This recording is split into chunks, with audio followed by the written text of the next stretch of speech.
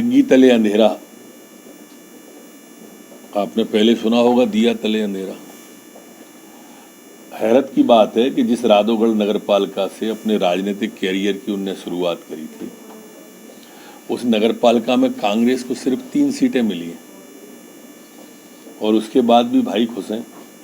वैसे दिग्विजय सिंह जी की गलती कम लग रही है, क्योंकि उन्होंने कहा था कि टिकट कमलनाथ ने बांटे हैं, तो कमलनाथ ने बांटे हैं तो राजगढ़ में भी उनने ही बांटे होंगे, तो कमलनाथ जी के टिकट जैसे होना चाहिए वैसे निकले राजगढ़ में भी।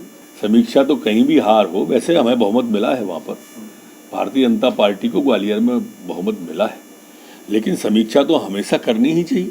धरने प्रदर्शनों का प्रतिबंध की बात आई है सामने, क्या मध्य प्रदेश विधानसभा में विचार है कि ऐसे प्रदर्शन रोकने? नहीं, लोकसभा का जो प्रस्ताव आया है अभी पूरा उसका अध्ययन हुआ नहीं है, पर अगर जो पढ़ने में आया है वो अच्छा है, ऐसी मेरी मान्यता है। और जो परिसर है वो वहाँ पर वास्तव में प्रदर्शन काय का, बाहुबल का क्या अर्थ है वहाँ पर, तो बुद्धि कौशल दिखाना चाहिए।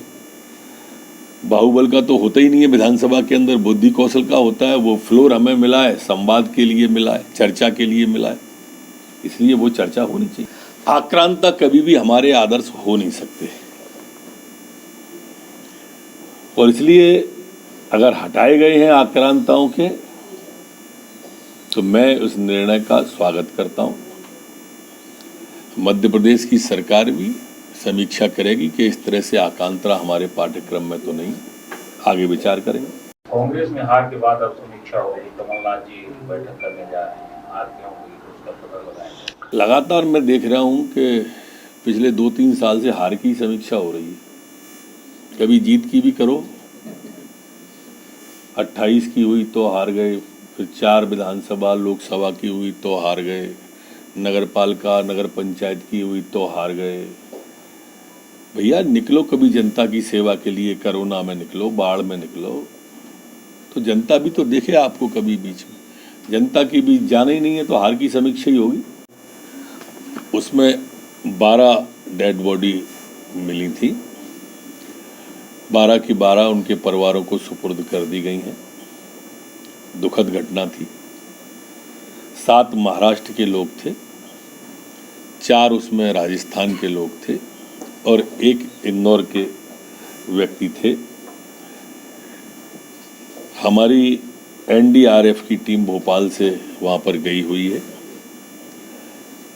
अभी भी वो लगातार सर्च कर रही है कि कोई रास्ते में तो नहीं बैठा है, रास्ते में तो नहीं आ गया है। और इसलिए इस भ्रम को दूर करने के लिए, लेकिन जो सरवटे बस स्टैंड से जानकारी मिली थी वो 12 की ही मिली थी और 12 ही हैं उसमें, इन ऑल 12।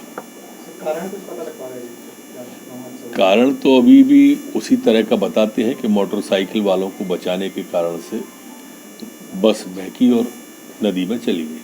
टाइम न्यूज़ देखिए अब आपके मोबाइल और स्मार्ट टीवी पर। लाइव प्ले स्टोर से डाउनलोड करें टाइम स्मार्ट टीवी ऐप।